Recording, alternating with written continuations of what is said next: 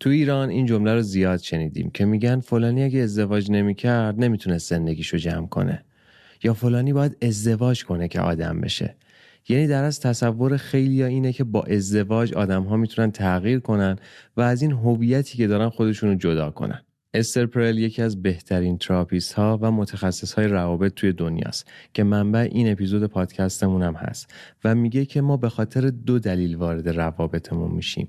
یا اینکه میخوایم خودمون رو بشناسیم، هدفمون رو پیدا کنیم، هویتمون رو پیدا بکنیم، یا اینکه میخوایم خودمون رو از اون هویت جدا بکنیم، خودمون رو از خودمون تفکیک بکنیم، یه تغییری توی خودمون ایجاد کنیم. و نکته جالبش اینجاست که من اگه بخوام با تو وارد رابطه بشم به خاطر اینکه تغییر کنم، قطعاً توی تو یه سری خصوصیاتی دیدم که خودم ندارمشون و میخوام که به دستشون بیارم. مثلا من اگر آدمی هستم که زیاد مدیریت ندارم توی زندگیم، زیاد جدی نمیگیرم زندگی و برنامه ریزی نمی کنم، اینا رو تو داشته باشی و من به قصد این که این چیزا رو دیدم بیام با تو وارد رابطه بشم که بتونم تغییر بکنم، بتونم آدمی بشم که مدیریت بیشتری دارم، برنامه ریزی بیشتری دارم و خیلی خصوصیات دیگه. همین موضوعات که اولش من به خاطرش وارد رابطه با تو شدم در آینده باعث دعواهای ما میشه، چون ما آدما میخوایم تغییر کنیم ولی با شرایط خودمون و به میزان مناسب خودمون، و اگه این میزان یه ذره بیشتر بشه برامون خسته کننده میشه. توی اون مثالی که زدم بعد یه مدت اون آدم تو چشم من میشه یک آدم خشک، چون من میخواستم تغییر کنم ولی نه اینقدر تغییر. من هنوزم دلم میخواد خوشگذرونی کنم، یه سری برنامه ریزی ها رو نکنم، یه جاهایی یه سری مسئولیت ها رو بر ندارم، ولی اون آدم اینطوری نیست و از دید من میشه یه آدم خشکی که همیشه برنامه‌ریزی داره، همه چیزش خیلی آن تایم و منظمه. من یه جاهایی نمیخوام اینا رو رعایت بکنم و همین دلیل دعواهامون میشه، چون از اون تغییری که میخواستم یه ذره بیشترش نصیبم شده و من این شرایط رو دوست ندارم. دوست دارم که طبق شرایط خودم پیش بره و اونجاست که دعوا شروع میشه.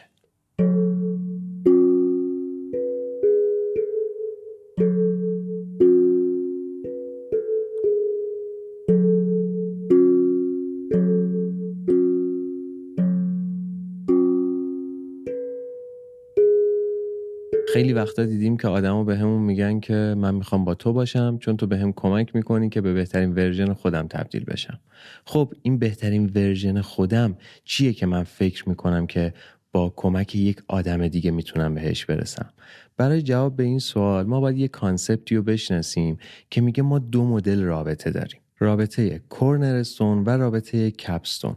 رابطه کورنرستون رابطه هاییه که توی حدود 20 سالگی ما واردشون میشیم و معمولا هم 2 طرف دارن همدیگر رو کشف میکنن، خودشون رو کشف میکنن، هویتشون رو میسازن، اولین پولاشون رو دارن سیو میکنن، اولین شغلهاشونه که دارن انجام میدن. خلاصه همه چیز راجع به ساختن و تجربه کردن و شکل دادن اون هویت است. در حال یادگیری جفت طرف با همدیگه دارن به همدیگه کمک میکنن که رشد کنن، یه سری چیزا رو تجربه کنن. از اون رابطه کپستون یه 10-12 سال اونورتره، یعنی یه چیزی حدود 30 سالگی آدما وارد چنین رابطه‌ای میشن. این رابطه اینجوریه که من خودمو شناختم، هویت خودمو میدونم قراره چی کار بکنم، یه پایه‌ای از خونه‌ای که قراره بسازیم و من ساختم.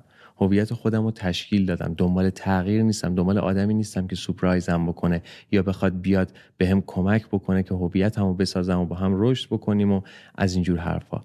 من هویت رو ساختم، همه چیز تشکیل شده، پایه خونه رو کوبیدم یه جا، دنبال یه آدمی میگردم که بیاد یه مهر تاییدی بزنه به تک تک این چیزایی که من ساختم.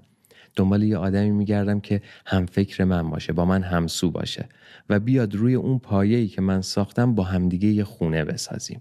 یعنی در اصل توی حدود 30 سالگی آدمایی که دیگه خودشونو شناختن دنبال یکی نیستن که بخواد بیاد باهاشون رشد کنه، تجربه کنن، کار جدید بکنن، یا اینکه یه مسیری رو برن بشناسن همدیگه رو. اونا خودشون رو جفت طرف شناختن و میخوان که ادامه اون مسیر رو صرفا با همدیگه برن و با تایید، یعنی جفت طرف همسو، هم فکر و یه چیز منظم و مرتبیه، برنامه ریزیاش شده، فقط باید خونه رو بسازن. ولی توی 20 سالگی اینطوریه که ما میریم جلو، یه چیزی میشه، باید یاد بگیریم، باید تجربه کنیم، باید رشد کنیم و انعطاف رابطه خیلی بیشتره. و اکثرا این رابطه های کورنرستون ادامه پیدا نمیکنه. چون توی اون سن نوجوانی معمولاً اکثر آدما یه دور عاشق میشن توی اون حدود 20 سالگی و فکر میکنن هم که عشق زندگیشون رو پیدا کردن، این همون آدمه، هر جوری که شده باید باهاش بسازن. در صورتی که اون دو نفر دارن همدیگر رو تازه پیدا میکنن، خودشون رو دارن پیدا میکنن، هویتشون رو شکل میدن، تازه دارن میفهمن با خودشون چندن و این شکل دادن هویت یه جاهایی باعث میشه که مسیرتون خیلی از هم جدا بشه. درسته که جفتتون از یه نقطه شروع کردین ولی دارین مسیرهای متفاوتی رو میرین و این رابطه اگه بهتون آزادی اینو نده که شما برین هویتتون رو پیدا بکنین، مسیرتون رو روشن بکنین و اگه یه جایی دوباره مسیرتون به هم خورد بتونین این رابطه رو زنده نگه دارین، اون رابطه از بین میره. چون مثل رابطه کپستون نیست که تو مسیرتو رفته باشی، هویتتو پیدا کرده باشی، بعد سرتو بیاری بالا ببینی یکی دیگه هم همین مسیر رو رفته، همون چیزی که شما دارین رو تایید میکنه، پس با هم دیگه وارد رابطه میشیم. اینجا شما هنوز خودتون رو نشناختین، پس قطعا مسیراتون از هم جدا میشه و این رابطه ها رو، رابطه کورنرستون رو اگه مثل یه لباس ببینی، باید این لباس انقدی کش بیاد که به دو نفر اجازه بده که وقتی دارن مسیرهای خودشون رو میرن اون فضا رو داشته باشن که بتونن برن تجربه بکنن، هویت خودشون رو بسازن، بعد دوباره برگردن به هم دیگه، دوباره با هم وارد رابطه بشن. و چون این لباس اونقدی کش نمیاد، معمولا این رابطه هایی که توی نوجوانی داریم، توی حدود سن 20 سالگی داریم، از بین میرن. و چیزی که اینجا میتونه خیلی کمک بکنه اینه که باید رابطه رو زنده نگه داریم. رابطه یه سیستم زنده است. همون جوری که ما داریم تغییر میکنیم، رابطه‌مون هم میتونه تغییر بکنه. دیدیم معمولا که آدما از این شکایت میکنن که نه رابطه‌مون عوض شده، دیگه مثل قبل نیست. خب درستش اینه که رابطه باید تغییر کنه، چون شما دو نفرم دارین تغییر میکنین و این نوع رابطه رو میشه راجبش تجدید نظر کرد، میشه تغییرش داد برای بهتر شدنش. و هر موقع که داره تغییرات خیلی بزرگی اتفاق میفته، این رابطه هم باید دوباره تعریف بشه و این دوباره تعریف شدن یه رابطه نشون دهنده یه رابطه سالمه، چون اون رابطه زنده است. اونجاست که تو میدونی با تغییر خودت رابطت هم داره باهات پیش میاد، داره تغییر میکنه. مثلا اگه یه کاپلی رو در نظر بگیر که با هم دوست دختر دوست پسر بودن، الان وارد رابطه جدی تری میشن، مثلا با هم ازدواج میکنن یا با هم دیگه میرن توی یه خونه میخوان زندگی کنن. اونا باید بشینن دوباره یه صحبتی بکنن، رابطهشون رو یه دوباره تعریف بکنن، چون یه متغیر خیلی بزرگی اینجا عوض شده و این رابطه اگه همپاش پیش نیاد مشکلات خیلی بزرگی میتونه براشون درست کنه. برای همین هم هست میبینیم که خیلی‌ها مثلا 10 سال با هم دوست دختر دوست پسر بودن ولی ازدواج که میکنن به 6 ماه نمیرسه، دعواشون میشه، بحث طلاق و این چیزا پیش میاد و کلی هزار تا مشکل دارن، چون این رابطه ها رو نیومدن دوباره تعریفش کنن. و یکی از مهمترین ملاک ها اینجا اینه که آدم ها با یه خودآگاهی، با یه شناختی از خودشون وارد رابطه بشن. و ممکنه بگید چقدر خودآگاهی نیازه، چقدر شناخت نیازه؟ جوابش اینه که هرچی بیشتر بهتر. و بهترین ترجمه و ساده سازی کلمه خودآگاهی یا کلمه شناخت خود اینه که من میدونم توی روزمره تو زندگیم خیلی جاها گند میزنم، خیلی جاها اشتباه میکنم و یه جاهایی میتونم تشخیصش بدم که آقا این اشتباه من بوده و اشتباه همو گردن میگیرم.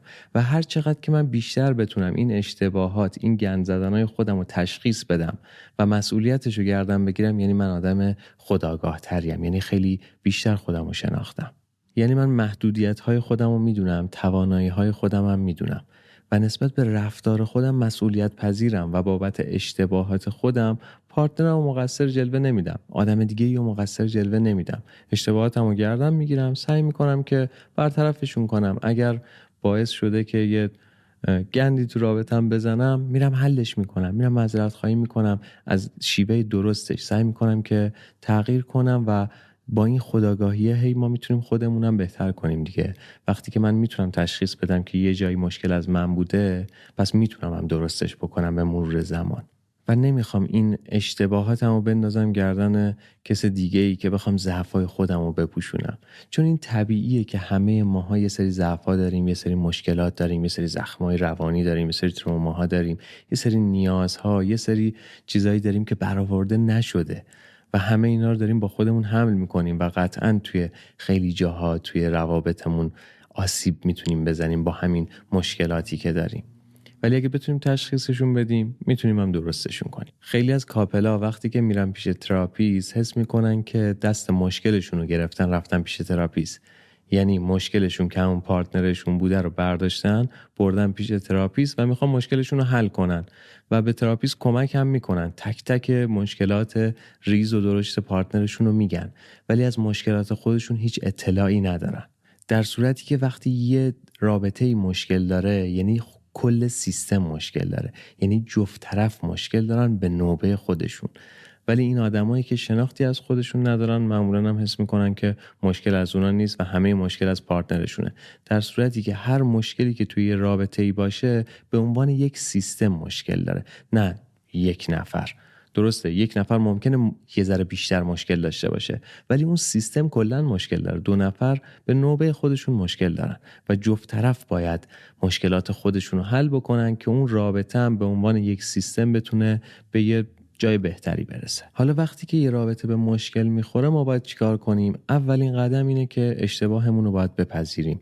حتی یه جاهایی ممکنه تو اشتباه نکرده باشی ولی رفتارت هر چی که بوده پارتنرت رو اذیت کرده و اونجا دیگه این حرف که اشتباه من نبوده، من که کاری نکردم و اینجور چیزا هیچ اهمیتی نداره، چون رفتار تو هر چی که بوده نتیجهش این شده که به پارتنرت یا آسیبی رسونده، پارتنرت رو اذیت کرده. آیا این برای تو مهم هست یا نه؟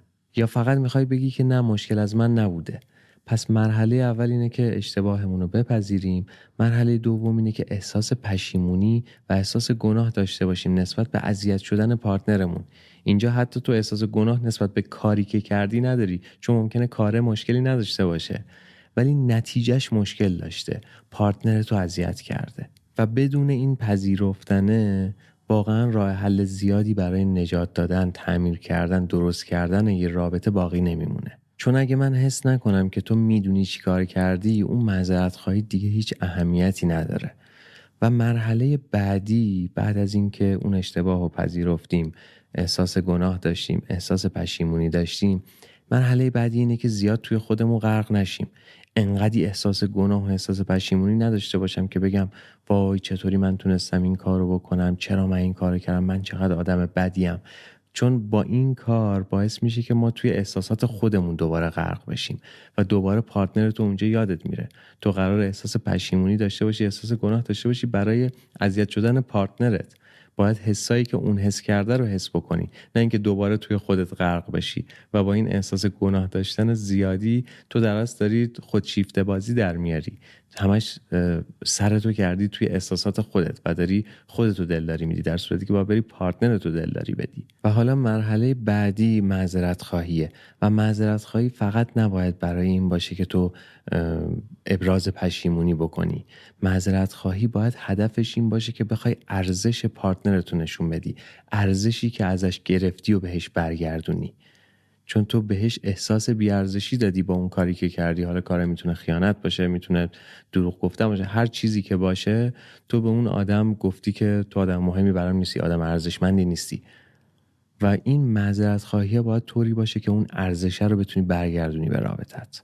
و تا یه مدت اگر مشکلتون حل نشد هی ازش بپرسی، هی بگی که امروز بهتری، من میدونم که این مشکل خیلی بزرگی بوده، این اشتباه خیلی بزرگی بوده، تو رو داره اذیت میکنه، من اینجام که حلش کنیم. هر موقع که دوست داشتی بگو که درباره‌اش صحبت بکنیم. چون خیلی از آدما وقتی که به یه مشکلی میخورن، معذرت خواهی که میکنن، میخوان درجا همونجا دیگه مسئله رو جمعش کنن بره. چون اگه این مسئله بخواد کش پیدا بکنه همش قراره که سرزنش بشن یا بازی برمیگرده دیگه به ضررشونه. پس میخوان همونجا اون قضیه رو چالش کنن. در صورتی که تو وقتی هر روز بیای اینو خودت یادآوری بکنی، به طرفت اینو نشون میدی که تو آماده صحبت کردنی و هر موقعی که اون آدم نیاز داشته باشه میتونه بیاد با تو بشینه و باهات صحبت بکنه و این مشکل رو حل بکنه. نشون میدی که براش ارزش قائلی. اون ارزش رو اینطوری میتونی نشون بدی. و درسته نصف تایمایی هم که بهش میگی بیا با هم صحبت کنیم قطعا میگه نه، ولی حداقل پس ذهنش میدونه که اگه یه موقع آماده صحبت کردن بود، آماده حل کردن این مشکل بود، تو هستی، تو شرایطو براش مهیا میکنی. و بعد از اینکه یکی آسیب میبینه و تو درمانش میکنی، اون آسیب دیدگیو مثل یه زخم میمونه. تو زخم رو روی پوستت حسش میکنی، پوستت متفاوت شده، اون جایی که زخمی شده درسته که درمان شده، درسته که تعمیر شده، ولی متفاوت جنسش دیگه، جنس اون تیکه از پوست متفاوته و تو باید خیلی حواست باشه که دوباره اون قسمت آسیب نبینه، چون تو یه بار از اون مشکله، از اون آسیبه جون سالم به در بردی، یه بار درمان شد، یه بار تعمیر شد، ولی ممکنه برای بار دوم دیگه اون بدن کشششو نداشته باشه. پس این نگه داشتن این درمانه، حفظ کردن این رابطه خیلی نکته مهمیه که باید رعایت بکنیم. اگر مشکلی پیش اومد تونستی درمانش بکنی، بعدش باید حفظش بکنی. و مرحله بعدی یه تکنیک جالبیه به اسم اروتیک ریکاوری که میگه شما باید بعد از این که یه مشکلی رو سپری کردین، یه مشکلی رو ازش رد شدین، برای اینکه بتونین اون رابطه رو برگردونین به اون حالتی که بود، باید بیاین یه سری کارهای خلاق، یه سری کارهای جالب انجام بدین، یه سری کارهایی که قبلا انجام نمیدادین، براتون جدیده، پر از سورپرایزه، باید خودتون رو به چالش بکشین با هم دیگه. و چرا باید این کارو بکنی؟ چون وقتی که تو میری توی یه شرایطی که قبلا نبودی، خودتون و اون رابطتون رو یه جور دیگه‌ای دوباره میبینی، یه پیوند دیگه‌ای دوباره توی رابطتون شکل میگیره و توی شرایط جدیدی دوباره خودتون رو کنار هم دیگه میبینین و این باعث میشه که رابطتون دوباره اون شور و هیجان قدیم خودش رو به دست بیاره. و عمده مشکلات اکثر رابطه ها به خاطر 2 نیازه که ما باهاشون به دنیا میایم. اولی نیاز با هم بودنه، دومی نیاز جدا از هم بودنه. و بعد از اینکه با این نیازها به دنیا اومدیم و از فضای کودکیمون خارج شدیم، یک سریامون اون نیاز فاصله و جدایی و آزادی رو بیشتر نیاز داریم و یک سریامون اون نیاز با هم بودن، محافظت شدن و همدم داشتن رو بیشتر نیاز داریم. و ما معمولا با کسی وارد رابطه میشیم که تمایلاتش با آسیب پذیری های ما مچ باشه و به خاطر همینه که میبینیم توی روابط اکثرا یکی از دست دادن اون یکی میترسه، یکی از دست دادن خودش. یکی ترس از جدایی و از دست دادن اون رابطه رو داره، یکیشون ترس خفگی و غرق شدن توی یه رابطه و از دست دادن تنهایی خودش رو داره. و رابطه درست اونجاییه که بتونیم این نیازهای همدیگه رو شناسایی کنیم و بهشون احترام بذاریم و به همدیگه کمک بکنیم که اون نیازمون برطرف بشه. اگه پارتنرت به جدایی، به آزادی بیشتری نیاز داره، به فاصله بیشتری نیاز داره، به محیط تنهایی بیشتری نیاز داره، براش یه محیط تنهایی مهیا کنی. اگر میبینی پارتنرت به با هم بودن، کنار هم بودن، محافظت از همدیگه، اهمیت دادن به همدیگه خیلی نیاز داره، براش اون رابطه‌ای رو درست بکنی که توش احساس امنیت بکنه، هی هر روز فکر نکنه که قرار تو رو از دست بده. و امیدوارم با این چیزایی که امروز توی این پادکست شنیدیم بتونیم رابطه هامون رو قشنگتر بکنیم. و رابطه موقعی قشنگ میشه که 2 طرف این اطلاعات رو داشته باشن و 2 طرف با همدیگه تلاش بکنن که این سیستم رو درست بکنن. پس اگه خودت تنهایی داری گوش میدی، دعوتت میکنم که یه بار دیگه با پارتنرت گوش بدی، شاید یه سری مکالماتی بینتون شکل بگیره که رابطتون بهش نیاز داره. یا از پارتنرت دعوت بکنی که بشینه اونم این اپیزودو گوش بده، چون قطعا به درد رابطتون میخوره. به نظر من، یعنی من تلاشم این بوده که این اپیزود جوری باشه که به درد رابطه هامون بخوره. و اگه این اطلاعات به دردت خورد، ازت خواهش میکنم که حتی اگه آدم کامنت بذاری نیستی، چون اینو خودم آدم کامنت بذاری نیستم میگم، حتی اگه آدم کامنت بذاری نیستی، برای اینکه منو حمایت بکنی که آدمای بیشتری بتونن این محتوا به دستشون برسه و زندگیاشون رو قشنگتر بکنن، یه کامنتی برای من بذاری، هر چی که دوست داری بنویسی. با این کارت خیلی خوشحالم میکنی. با لایک و کامنت و فالو کردن و همین کارهای ساده میتونی یه حمایت خیلی بزرگ از من بکنی. دم اون رفیقایی هم گرم که همیشه پای ثابت پادکست اشن و میان حمایت مالی میکنن و با اون حمایت مالیه به من یه انرژی خیلی زیاد میدن، کمکم میکنن به بهتر کردن هر روز این پادکست. دم اونا هم گرم، دم تک تکتون گرم. مرسی که وقت گذاشتی این اپیزودو دیدی یا شنیدی و هر جایی که هستی برات آرزوی خوب دارم. و حالا دیگه وقتشه که بریم و بذاریم این آتیشم به خاکستر یا همون اش تبدیل بشه.